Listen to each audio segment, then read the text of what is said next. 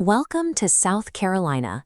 People often call it the Palmetto State, named after the sturdy trees that grow along its coast. If you look at a map of the American Southeast, you'll find the state right here.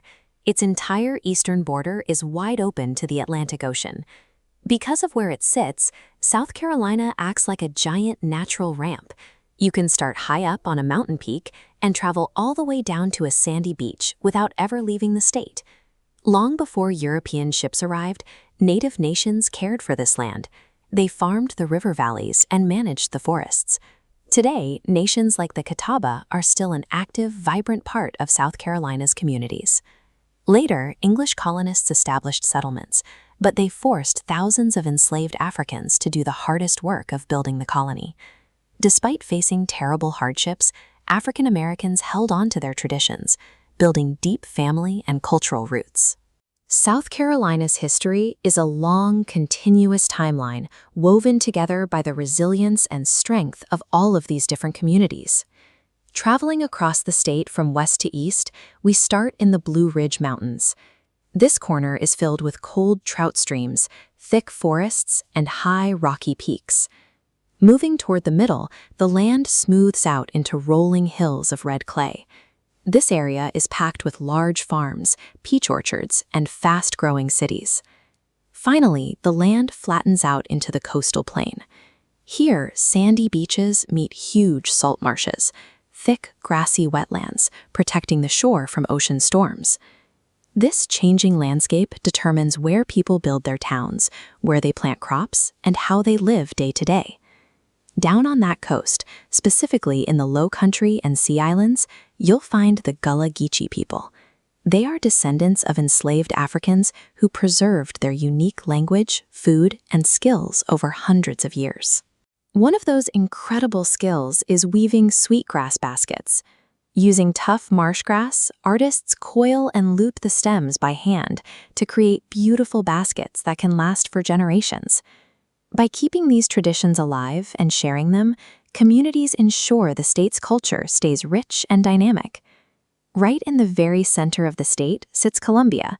It's the busy capital city where laws are written and major decisions are made. The heart of that government is the South Carolina State House, easily recognized by the massive copper dome sitting right on top. Over on the coast is Charleston, a famous port city known for tall church steeples, colorful homes, and cobblestone streets reminding visitors of its history. These cities act as hubs where South Carolina's deep historical past meets the fast-paced energy of a modern economy. South Carolina has some fun official symbols, too. The state bird is a small, loud singer called the Carolina wren, and the state flower is a bright climbing vine called the yellow jessamine. The most famous plant is the sable palmetto.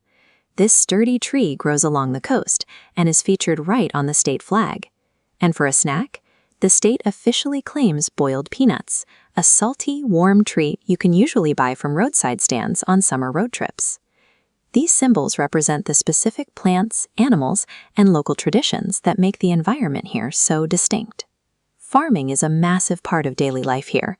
South Carolina grows huge amounts of crops, including millions of sweet, fuzzy peaches every single year. In contrast to the farms, skilled workers in modern factories across the state build highly advanced machines, like commercial airplanes and cars. Once those goods are grown or built, they are loaded onto large cargo ships at busy ocean ports and sent all over the world. South Carolina thrives economically because it uses both the rich soil of its farms and the cutting-edge technology of its manufacturing plants.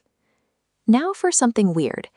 Thousands of years ago, giant Columbian mammoths roamed this exact land. Their buried bones make the mammoth the official state fossil. There are also strange, quiet waterways called blackwater rivers. The water looks dark, like tea, because leaves from the surrounding swamp forests steep into the river and change its color over time. Because the environment is so wildly diverse, there are still thousands of years of hidden mysteries waiting for curious explorers to uncover. You can bring a piece of South Carolina into your own home. Try folding and cutting a piece of green construction paper to create your very own fan-shaped palmetto leaves. You can even plan a pretend play kitchen activity or a real baking day with an adult, centered around making a sweet, warm peach pie. Doing these hands-on crafts and recipes helps us physically connect with the culture of the state, no matter how far away we live. South Carolinians also love to get moving. Communities here are incredibly passionate about everyday sports, from local youth soccer games to massive college football rivalries. Here is a physical challenge for you. Stand up right now, stretch your arms out wide, and see if you can balance on one leg exactly like a coastal blue heron standing in a marsh. Whether you're imagining a hike up a Blue Ridge mountain peak or balancing like a marsh bird in your classroom, learning about South Carolina is always an active adventure.